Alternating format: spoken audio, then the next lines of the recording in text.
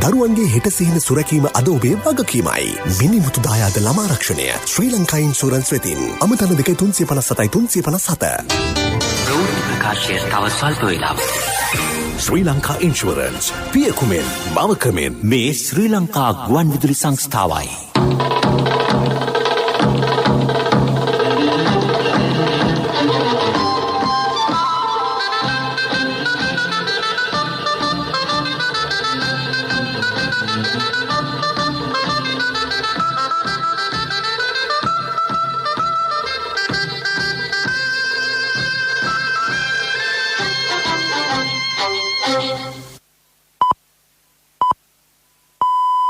සවස 6යි. මේ ශ්‍රී ලංකා ගුවන් විදුලි සංස්ථාවයි. මෙන්න ප්‍රවෘත්ති සංස්කරණය ඉරංග සුරෝෂණ ප්‍රකාශය ගාමිණී මෙරින්නගේ සිරස්තල. රට මුළුමනින්ම වසා දැමීමේ අවශ්‍යතාවක් නැතයි යුද හමුදාපතිවරයා අවධාරණය කරයි. මිනුවන්ගොඩ කොවිඩ් පොකුරෙන් අලුතින් ආසාදිතයෝ 190 දෙනෙක්. යාපාල් රජය සමයේ නිවාස අමාත්‍යවරයාගේ ප්‍රතිරූපය නැන්වීමට පුවත්පත් දැන්වීම සඳහා රුපියල් මිලියන 45ක මුදලක් වැය කර ඇතැයි පාර්ලිමේන්තුවේදී හෙළිවෙයි. FCID නිලධාරීන් 20 දෙනෙකුගේ ගුවන් ගමන් හා විදේශ සංචාර දීමනා වශයෙන් යහපාලන රජයෙන් රුපියල් ලක්ෂ 141ක් වැය කළ බවට අගමැතිවරයාගෙන් හෙළිදරව්වක්. පහවසර ශිෂ්‍යත්ව විභාගය සහ උසස් පෙළ විභාගය නියමිත පරිදි පැවැත්වෙයි. සිරියාවේ බෝම්බ පිර වූ ට්‍රක් රථයක් පුපුරා යාමෙන් පුද්ගලයෝ 18 දෙනෙක් මිය යති. මිනුවන්ගොඩ කොවිඩ් පොකුරෙන් අලුතින් ආසාදිතයෝ 190 දෙනෙක් හඳුනා ගැනිති. ඒ අනුව මෙවන විට එම පොකුරෙන් හඳුනාගෙන ඇති මුළු ආසාදිතයන්ගේ සංඛ්‍යාව 1022ක් බව රජයේ ප්‍රවෘත්ති දෙපාර්තමේන්තුව නිවේදනයක් නිකුත් කරමින් සඳහන් කරයි. මෙම සියලු දෙනා අදාළ පෞද්ගලික ආයතනයේ කාර්ය මණ්ඩල සමාජිකයෝ වෙති. ඔවුන් සියලු දෙනා නිරෝධායනයට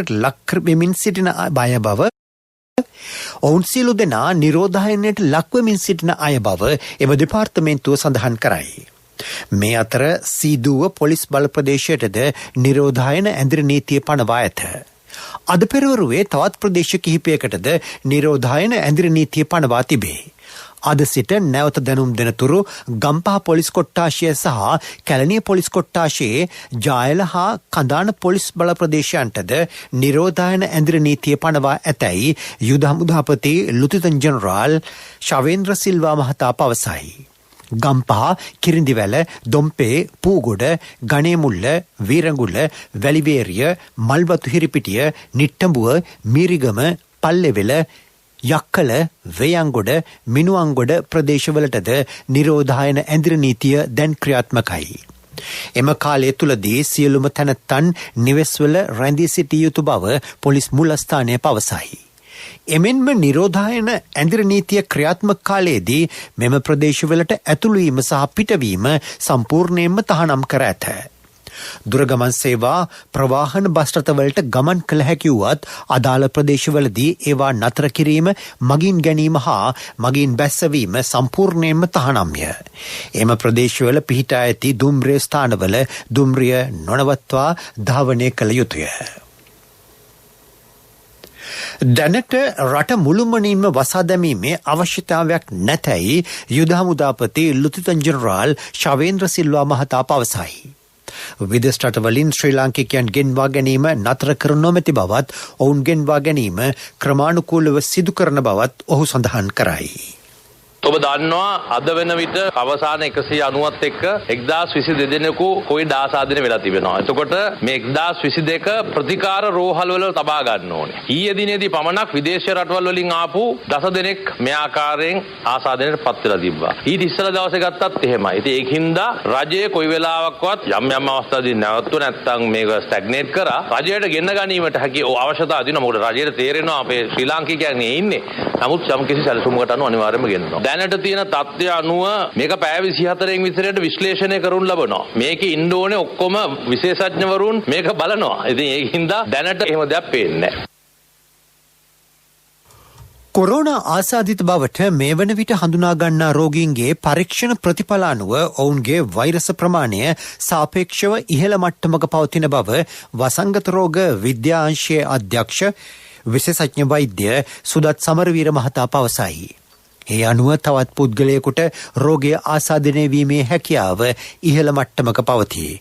වැඩිදුරටත් අදහස් දක්වන ඒ මහතා. මීට කලින් හමුවෙච්ච කොකුරුවල PCR පරීක්ෂණ කරනකොට ඔවුන්ගේ තිබිච්ච වෛරස් ප්‍රමාණය ගත්තාම ඒ පරීක්ෂණ ප්‍රතිඵල අනුව තිබුණේ පහත් මට්ටමක. නමුත් මෙතනදී අපිට ලැබෙන රෝගීන්ගේ වෛරස් ප්‍රමාණය වැඩි. ඒක කාරණා දෙකක් නිසා වෙන්න පුළුවන්. එකක් තමයි මෙතන මේ සිදුවෙන වසංගතයේ මුල් අවධිය වෙන්න පුළුවන්. ඒ කියන්නේ අපි මේ රෝගීන්ගේ මුල් අවධියේදීම අපි හඳුනා ගැනීම සිද්ධ වෙනවා. ඒ නිසා ඔවුන්ගේ වෛරස් ලෝඩ් එක වැඩි කට්ටිය වැඩිපුර අපිට දකින්න වෙන්න පුළුවන්. අනිත් එක තමයි මේ වෛරස් එකේ බිහේවියර් එකේ වෙනසක් නිසා මේගොල්ලන්ගේ වෛරසය බොහොම වැඩි ප්‍රමාණයක් එතන කෙනෙකුගේ ශරීරයේ තියෙනවා වෙන්න පුළුවන්. ඒක වසංගත විද්‍යාත්මකව තවදුරටත් දිනපතාම සිදුවෙන දේවල් විශ්ලේෂණය කිරීමෙන් තමයි ඒකට නිගමනයකට එන්න පුළුවන් වෙන්නේ.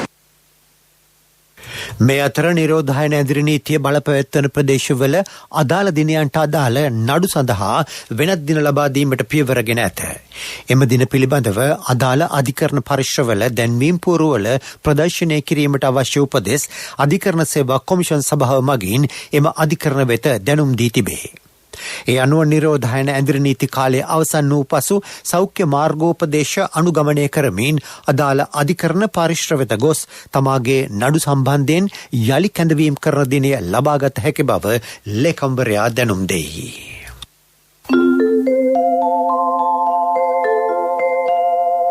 මිනිමුතු දායාද ළමාරක්ෂණය ශ්‍රී ලංකා ඉන්ෂුරන්ස් වෙතින් අමතන 357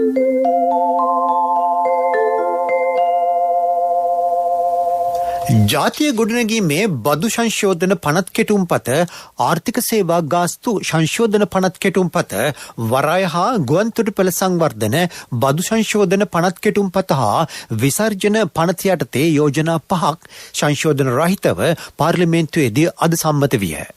මේ අතර අග්‍රාමාත්‍යවරයාගෙන් ප්‍රශ්න ඇසීමට පාර්ලිමේන්තු මන්ත්‍රීවරුන්ට අද අවස්ථාව හිමි විය.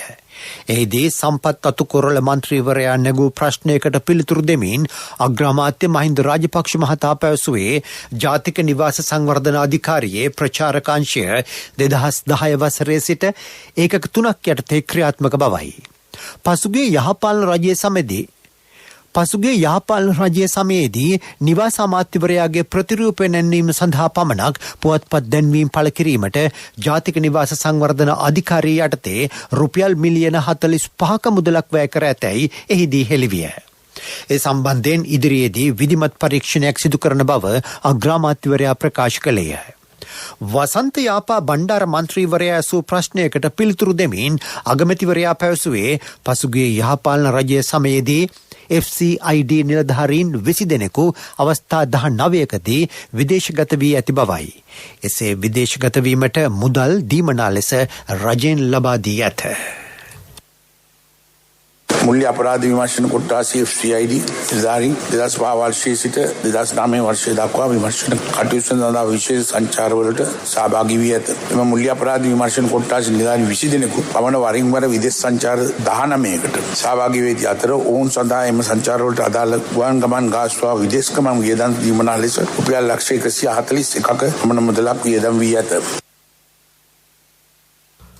අද පැවති විවාදයේදී අදහස් දැක්වූ බන්දුල ගුණවර්ධන අමාත්‍යවරයා පැවසුවේ ඇමරිකාව වැනි ලොව දැවැන්ත රටවල් පවා මෙම අවස්ථාවේ දැඩි මූල්‍ය අර්බුදවලට ලක්ව ඇති බවයි.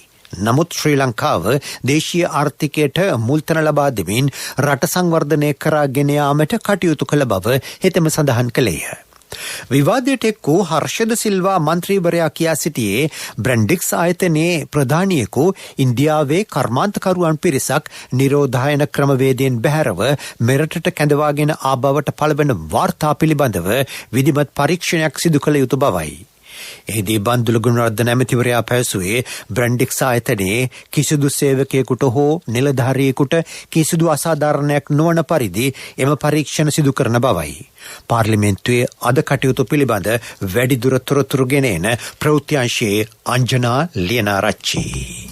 පාර්ලිමේන්තුව හෙට පෙරවරු 10ට යලි රැස්වීමට නියමිතයි. ජාතිය ගොඩනැගීමේ බදු සංශෝධන පනත් කෙටුම්පත, ආර්ථික සේවා ගාස්තු සංශෝධන පනත් කෙටුම්පත, වරාය සහ ගුවන්තොටුපළ සංවර්ධන බදු සංශෝධන පනත් කෙටුම්පත සහ විසර්ජන පනත යටතේ යෝජනා 5 අද පාර්ලිමේන්තුවේදී සංශෝධන රහිතව සම්මත විය. අද දිනේ විශේෂත්වයක් වූයේ අග්‍රාමාත්‍ය මහින්ද රාජපක්ෂ මහතාගෙන් ඍජුවම ප්‍රශ්න කිරීමේ අවස්ථාව පාර්ලිමේන්තු මන්ත්‍රීවරුන්ට ලැබීමයි. එම අවස්ථාව මාසයකට එක්වරක් පමණක් පාර්ලිමේන්තු මන්ත්‍රීවරුන්ට ලබා දීම පාර්ලිමේන්තු සම්ප්‍රදායයි. මෙහිදී මන්ත්‍රීවරයෙකු නැගූ ප්‍රශ්නයකට පිළිතුරු දුන් අග්‍රාමාත්‍ය මහින්ද රාජපක්ෂ මහතා සඳහන් කර සිටියේ පසුගිය රජය සමයේදී එනම් 2015 වසරේ සිට 2019 වසර දක්වා FCID ආයතනයේ නිලධාරීන් 19 දෙනෙකු අවස්ථා කිහිපයකදී විදේශගත වීම සඳහා රුපියල් 41ක මුදලක් දීමනා ලෙස පසුගිය යහපාලන රජයෙන් ලබාගෙන ඇති බවයි. එමෙන්ම FCID ආයතනයේ එක් නිලධාරියෙක් වෙනුවෙන් වසර දෙකකදී පසුගිය යහපාලන රජය 12,85,000කට ආසන්න මුදලක් ලබා දී ඇති බවත් අද පාර්ලිමේන්තුවේදී හෙළිදරව් වුණා. මේ සම්බන්ධයෙන් විධිමත් පරීක්ෂණයක් සිදු කරන බවත් අග්‍රාමාත්‍යවරයා අද දිනේදී පාර්ලිමේන්තුවේදී සඳහන් කළා. ඊට අමතරව අද දිනේදී වෛද්‍ය පරීක්ෂණ ආයතනයේ ජයරුවන් බණ්ඩාර මහතා සම්බන්ධයෙන් මතු වූ ගැටලුවකට පිළිතුරු දෙමින් සුදර්ශනී ප්‍රනාන්දු පුල්ලේ රාජ්‍ය අමාත්‍යවරිය සඳහන් කර සිටියේ වෛද්‍ය පරීක්ෂණ ආයතනයේ හිටපු අධ්‍යක්ෂවරයා ශිෂ්‍යත්වයක් සඳහා විදේශගත වී සිට යලිත් ශ්‍රී ලංකාවට පැමිණීම නිසා එම අවස්ථාව හිටපු අධ්‍යක්ෂවරයාට යලි ලබා දීමට සිදු වූ බවත් වෛද්‍ය ජයරුවන් බණ්ඩාර මහතා නියෝජ්‍ය අධ්‍යක්ෂවරයා ලෙස ඉදිරියටත් කටයුතු කරන බවත්ය. එහිදී කිසියම් ගැටලුවක් පැන නොනැගී ඇති බවත් අද පාර්ලිමේන්තුවට සුදර්ශනී ප්‍රනාන්දු පුල්ලේ රාජ්‍ය අමාත්‍යවරිය සඳහන් කර සිටියා. අද දිනේදී පාර්ලිමේන්තුව කල්තැබීමේ විවාදයක් පැවැත්ුණා. එම විවාදය පැවැත්ුණේ කොරෝනා තත්ත්වයේ හේතුවෙන් සාමාන්‍ය පෙළ සහ උසස් පෙළින් පසු මෙරට තරුණ ප්‍රජාවට මුහුණ දීමට සිදු ඇති ගැටලු සම්බන්ධයෙන් එම පාර්ලිමේන්තුව කල්තැබීමේ විවාදයට දාලා කරුණු මුලින්ම පාර්ලිමේන්තුවට ඉදිරිපත් කළේ මොහොමඩ් මුසම්මෙල් මන්ත්‍රීවරයා විසින්. එම විවාදයෙන් අනතුරුව පාර්ලිමේන්තුව හෙට පෙරවරු 10 දක්වා කල්තබනු ලැබුවා. හෙට දිනේත් වැඩිදුර තොරතුරු ගෙනීමට අප සූදානම් රැඳී සිටින්න අප සමග මම අංජනා ලියනාරච්චි ජාතික ගුවන්විදුලියේ ප්‍රවෘත්ති අංශය වෙනුවෙන්.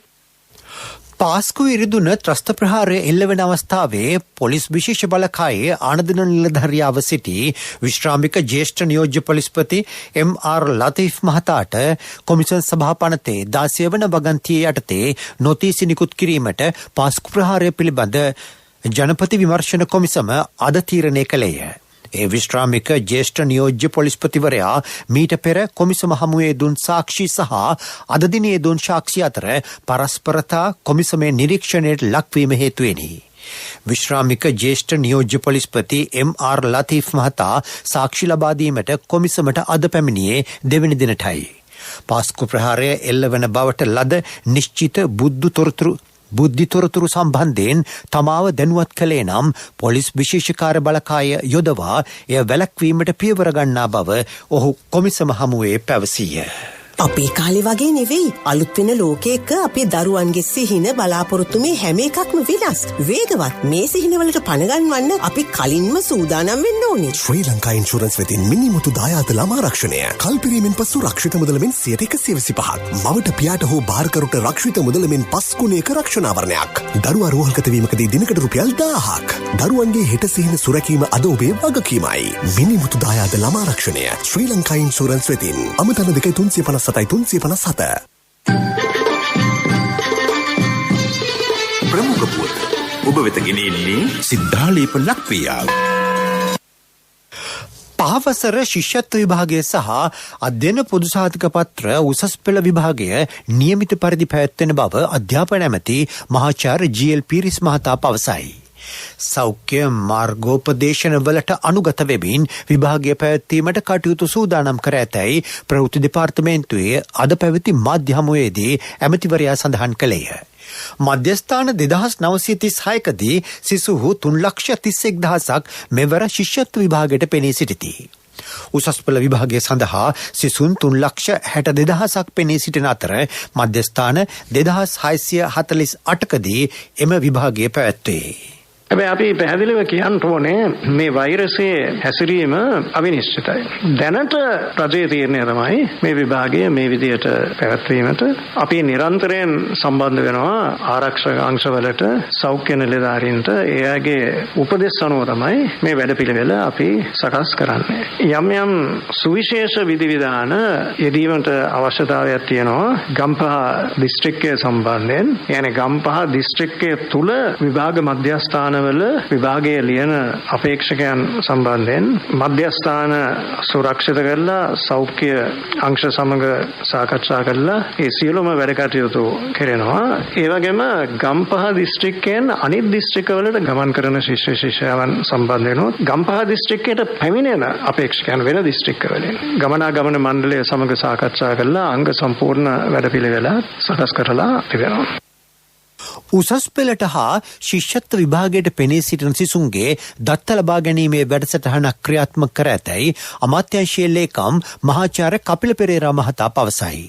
ඊට අදාළ පෝරමය අද අමාත්‍යාංශ වෙබ් අඩවියට ඇතුළත් කෙරේ. අපි ෆෝරමයක් හැදුවා. අද මේක අප්ලෝඩ් කරනවා. අපිට ඕනේ තොරතුරු. ළමයා කොහෙන්ද ආවේ? මොන විදිහටද විභාග මධ්‍යස්ථානයට එන්නේ? මේ විභාග මධ්‍යස්ථාන 2000 ගානෙම එක එක විභාග මධ්‍යස්ථානයට අනුව ඒ ළමයා පහුගිය දවස්වල ගෙදර වාතාවරණය මොකද තිබුණේ? උණ රෝගයට බෙහෙතක් ගත්තද? ඒ විදිහට අපි ෆෝරමයක් හදලා අපි මේක දානවා අපේ අධ්‍යාපන අමාත්‍යාංශයේ වෙබ් අඩවියට. දාලා අපි මේක පුරවන්න කියනවා මේ අපොස උසස් පෙළ අපේක්ෂකයන්ට, ශිෂ්‍යත්ව දරුවන්ට.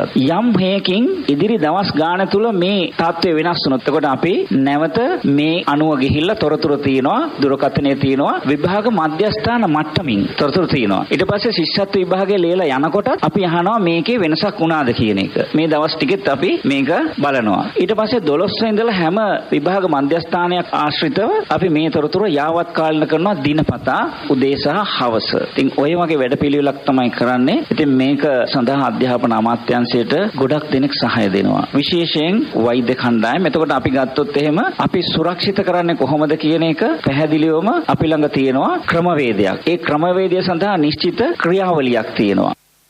එහිදී අදහස් දැක්වූ කේලිය රඹුක්වැල්ල අමාත්‍යවරයා කියා සිටියේ පවතින කොරෝනා තත්ත්වය සම්බන්ධයෙන් අවධානය යොමු කරමින් අවශ්‍ය තීන්දුව තීරණ ගැනීමට රජය ක්‍රියා කර ඇති බවයි. මේ සම්බන්ධව අමාත්‍යාංශ නිලධාරීන් මේ සියලුම අය ඉතාමත්ම අවධානයෙන් ඉන්නේ. ඒක මොහොතෙන් මොහොතට වෙනස් වෙන ස්වරූපයක් තිබෙනවා මේ තත්ත්වය තුළ. ඒ වෙනස් වෙන ස්වරූපයන් වලට ගැළපෙන ආකාරයට කටයුතු කරන්නට අවශ්‍ය සියලුම පසුබිම නිර්මාණය වෙමින් පවතිනවා. ඒ නිසා පළවෙනි ඉලක්කය තමයි මේ දරුවන් විභාගයට ගෙන යාම. ඒක තමයි ඉලක්කය. ඒ ඉලක්කය සම්පූර්ණ කිරීමට තියෙන සියලු බාධාවන් සහ අවහිරකම් සියල්ල සම්බන්ධව අවධානය යොමු කරමින් උපරිම ශක්තිය යොදලා ඒවා සමනය කරලා අවසානයේ මේ දරුවා විභාගයට වාඩි කරන තැනට කටයුතු කරන එක තමයි මේ සියලු ප්‍රයත්නවල අවසානය. ශිෂ්‍යත්ව විභාගය ලබන ඉරිදා පැවැත්වෙන අතර අධ්‍යයන පොදු සහතික පත්‍ර උසස් පෙළ විභාගය ලබන සඳුදා ආරම්භ වෙයි. ප්‍රමුඛ පොත් ඔබ වෙතගෙන ආවේ සිද්ධාලේප ලක්වියාව. දේවිකා කැමතිද තප්පර 30න් කිරිත එකක් හදන්න? අනේ වජිර කොච්චර හොඳ දෙයක්ද? තප්පර 30කින් ස්වාභාවික කිරිත එකක්. පියෝඩේල් ශක්ති හඬ අවධානය පිණිසයි. කොරෝනා වෛරසය පැතිර යාම සැලකිල්ලටගෙන එය පාලනය කිරීම සඳහා රත්නපුර දිස්ත්‍රික්කයේ සියලුම උපකාරක පන්ති නැවත දැනුම් දෙනතුරු නතර කිරීමට රත්නපුර දිස්ත්‍රික් කොරෝනා වෛරස් මර්ධන කාර්ය සාධක බලකා කමිටුව තීරණය කරයි.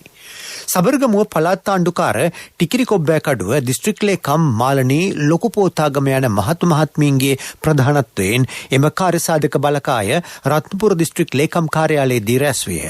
5 ශ්‍රේණිය ශිෂ්‍යත්ව විභාගය සහ උසස් පෙළ විභාගය පැවැත්වීමට නියමිත විභාග මධ්‍යස්ථාන සියල්ලද විෂ බීජානුහරණය කිරීමටද එහිදී තීරණය කෙරිණි. ආර්ය කිරි ගුවන් සවාරි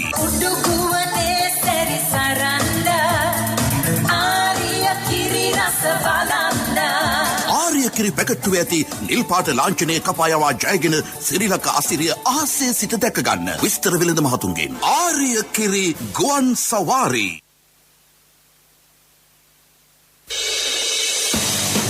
ක්‍රීඩා පුවත් ඔබ වෙත ගෙන එන්නේ මංචි චොක්ලට් ක්‍රීම් බිස්කට්. දැන් අලුත් ඇසුරුමකින් මංචි චොක්ලට් ක්‍රීම් බිස්කට් හැම කටකම චොක්ලට්.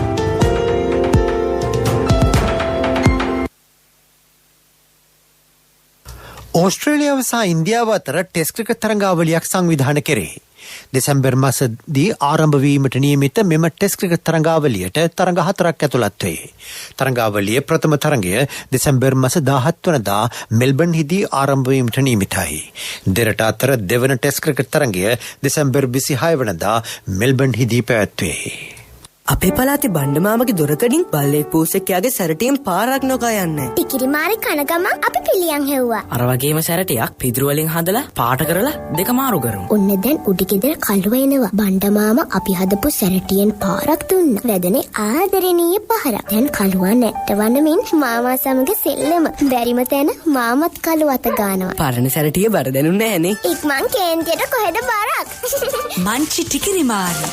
කොහොමද ටිකිරි මොලේ? ලෝක ප්‍රවෘත්ති. තම ප්‍රතිවාදියා වන ඇමරිකානු ජනාධිපති ඩොනල්ඩ් ට්‍රම්ප් මහතා තවදුරටත් කොවිඩ් වෛරසයෙන් පීඩා විඳින්නේ නම් තමා ජනාධිපතිවරණයේ මීළඟ විවාදයට සහභාගී නොවන බව ඩෙමොක්‍රටික් ජනාධිපති අපේක්ෂක ජෝ බයිඩන් මහතා ප්‍රකාශ කරයි. ඔහු මේ බව ප්‍රකාශ කළේ පෙන්සල්වේනියාවේදී මාධ්‍යවේදීන් හමුවේ වූ අවස්ථාවේදීය. ජනාධිපති අපේක්ෂකයන් අතර දෙවන විවාදය ෆ්ලොරිඩාවේ මියාමිහිදී ලබන 15 වනදා පැවැත්වීමට නියමිතව තිබේ. පළමු විවාදය ඔහියෝහි ඉකුත් මාස 29 වනදා පැවැත්විනි. සිරියාවේ උතුරු ප්‍රදේශයේ නගරයක බෝම්බ පිර වූ ට්‍රක් රථයක් පුපුරා යාමෙන් පුද්ගලයෝ 18 දෙනෙක් මිය ඇති. තවත් 75 දෙනෙකු තුවාල ලබා තිබේ. බ්‍රිතාන්‍යය පදනම් කරගත් මානව හිමිකම් ආයතනයක් පෙන්වා දෙන්නේ අනතුරින් මියගිය සංඛ්‍යාව තව දුරටත් ඉහළ යා හැකි බවයි.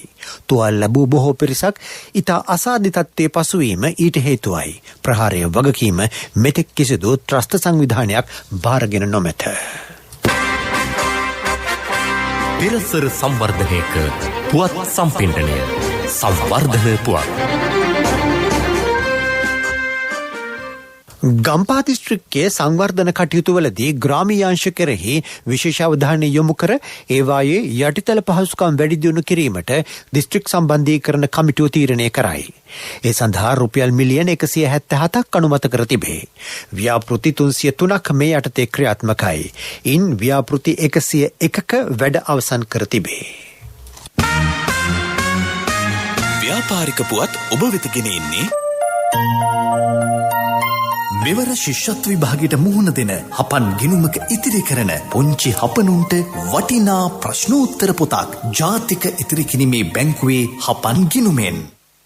මෙරට ආර්ථිකය යළි ගොඩනැගීම සඳහා දේශීය වශයෙන් නිෂ්පාදනය කළ හැකි සියලු දේ රට තුළ නිෂ්පාදනය කිරීමට ක්‍රියා කළ යුතු බව වෙළඳ අමාත්‍ය ආචාර්ය බන්දුල ගුණවර්ධන මහතා පවසයි. ආනයන වියදමට වඩා අපනයන ආදායම වර්ධනය කරගත යුතුය. අපනයන සංවර්ධන මණ්ඩලය අනුශාංශික ගැටලු විසඳීමට අපනයන සංවර්ධන අමාත්‍ය සභාව රැස් වූ බවත් එහිදී පුද්ගලිකාංශයේ අපනයනකරුවන්ට මූල්‍ය අනුග්‍රහය ලබා දීමට අරමුදලක් පිහිටුවීමට යෝජනා ඉදිරිපත් වූ බවත් අමාත්‍යවරයා සඳහන් කරයි. අමාත්‍යවරයා මෙම අදහස් පළ කළේ ලාෆ්ස් සමූහ ව්‍යාපාරයේ ක්‍රියාකාරීත්වය හා ප්‍රගතිය පිළිබඳ සොයා බැලීම සඳහා මොරගහහේන ලාෆ්ස් ආයතනය වෙත ඊයේ ගිය අවස්ථාවේදීය. ව්‍යාපාරික පුවත් ඔබ වෙත ගෙන ආවේ මෙවර ශිෂ්‍යත්ව විභාගයට මුහුණ දෙන හපන් ගිණුමක ඉතිරි කරන පුංචි හපනුන්ට වටිනා ප්‍රශ්නෝත්තර පොතක් ජාතික ඉතිරි කිරීමේ බැංකුවේ හපන් ගිණුමෙන්. එමින්ම ශිෂ්‍යත්වයේ සමත් වන සීලුම හපන් ගිණුම් හිමියන්ට ශාඛා මට්ටමින් තෑගි. වැඩි විස්තර සඳහා ළඟම ජාතික ඉතිරි කිරීමේ බැංකු ශාඛාව වෙත පිය නගන්න. ඉතිරි කරමු ලොවම දිනමු පුංචි පහේ හපනෙක් වෙමු. ආර්ථික පුවත් ආවරණය යුතුයකම් වගකීම් එක්ක සල්ලි ඉතුරු කරන්න ලේසි නෑ. ඔබේ ස්ථාවර තැන්පතට ආකර්ෂණීය පොලියක් හා ආරක්ෂාවක් දෙන්න අපි පොරොන්දු වෙන්නේ ඒකයි. LOLC Finance ස්ථාවර තැන්පතු ඉතිරිය උතුරන්න. 2001 දෙසැම්බර් 13 වෙනි දින නීතිගත කරන ලද LOLC Finance PLC ICRA Lanka limited වෙතින් SLA ස්ථාවර ශ්‍රේණිය ලබා ඇත. 2011 අංක 42 දරන මුදල් ව්‍යාපාර පනත යටතේ ශ්‍රී ලංකා මහ බැංකුවේ මුදල් මණ්ඩලය වෙතින් බලපත්‍රලාභී මුදල් සමාගමකි. මෙවර මාස්කන්නේ හම්බන්තොට දිස්ත්‍රික්කයේ ගොවීහු වැඩි පිරිසක් පාරම්පරික හේන් ගොවිතැනට යොමු වී සිටිති. හේන් ගොවිතැනට ප්‍රධාන බාධාවක් කොට පැවති ඉඩම් ගැටලුවට රජය විසඳුම් දීමත් සමග වැඩි පිරිසක් මාස්කන්නේ හේන් ගොවිතැන් සඳහා මේ වන විට බිම් සකස් කරමින් සිටිති. ගොන්නෝරුව යොදකණ්ඩිය මීගහජඳුර තිස්සමහාරාමය වීරවිල බඳගිරිය මහ අලුත්ගම් ආර යන ප්‍රදේශවල හේන් ගොවිතැන් වැඩි වශයෙන් සිදු කෙරේ. කුරක්කන් බඩේරිඟු මිරිස් හා තල වැඩි වශයෙන් වගා කරනු ලැබේ. මගේ මහත්තයා දාපු මේ රත්තරන් මුද්ද තමයි මගේ ජීවිතේ. LOLC එකට ඔයාලගේ රත්තරන් පණ වගේ. ඔයාලගේ රන් බහන්න අපි ළඟ තියෙනකල් ඔයාලට ජීවිත රක්ෂණයකුත් දෙන්නේ අපි විතරයි. වෙලාවට ගෙවා ගන්න බැරි වුණොත් ඔයාලගේ රත්තරන් කොහොම හරි ඔයාලටම දෙන එකයි අපේ ප්‍රතිපත්තිය. ගෙවා ගන්න අමාරුනොත් අපි කතා කරලා විසඳුමකුත් දෙනවා. මුද්දට මං හිතපු නැති ගාණක් හම්බුණා. ආපු ගමන් වැඩෙත් උනා. වටිනා තෑග්ගකුත් හම්බුණා. LOLC එක කරන ගනුදෙනුවක් රත්තරන් වටින ගනුදෙනුවක් කියන්නේ ඒකනේ. LOLC ෆයිනෑන්ස් රන්සවි රන්මය සේවාව. රත්තරන්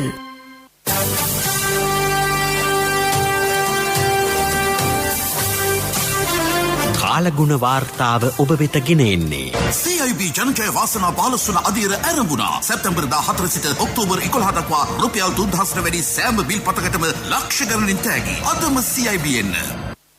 උතුරු මැද හා නැගෙනහිර ඌව සහ වයඹ පළාත්වල සවස් කාලයේ ගිගුරුම් සහිත වැසි ඇතිවීමේ වැඩි හැකියාවක් ඉදිරි දින කිහිපයේදී අපේක්ෂා කරන බව කාලගුණවිද්‍යා දෙපාර්තමේන්තුව පවසයි. උතුරු මැද නැගෙනහිර ඌව සහ වයඹ පළාත්වල සවස් කාලයේ හෝ රාත්‍රී කාලයේ තනින් තන වැසි හෝ ගිගුරුම් සහිත වැසි ඇතිවෙයි. බස්නාහිර සබර්ගමුව හා මධ්‍යම පළාත්වලත් ගාල්ල සහ මාතර දිස්ත්‍රික්කවලත් තනින් තන වැසි ඇතිවෙයි.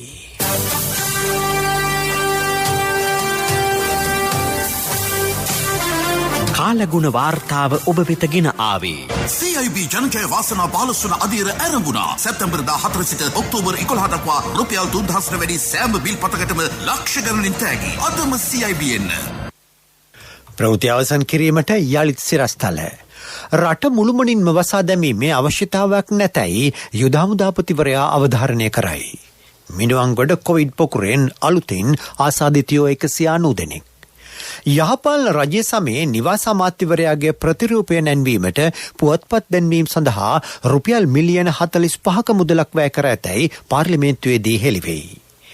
FCID නිලධාරීන් 20 දෙනෙකුගේ ගුවන් ගමන් හා විදෙස් සංචාර දීමනා වශයෙන් යහපාලන රජයෙන් රුපියල් ලක්ෂ 141ක් වැය කළ බවට අගමැතිවරයාගෙන් හෙළිදරව්වක්. පහවසර ශිෂ්‍යත්ව විභාගය සහ උසස් පෙළ විභාගය නියමිත පරිදි පැවැත්වෙයි. සිරියාවේ බෝම්බ පිර වූ ට්‍රක් රථයක් පුපුරා යාමෙන් පුද්ගලයෝ 18 දෙනෙක් මිය ඇති. මීළඟ ප්‍රවෘත්ති ප්‍රකාශය රාත්‍රී 9ට බලාපොරොත්තු වන්න.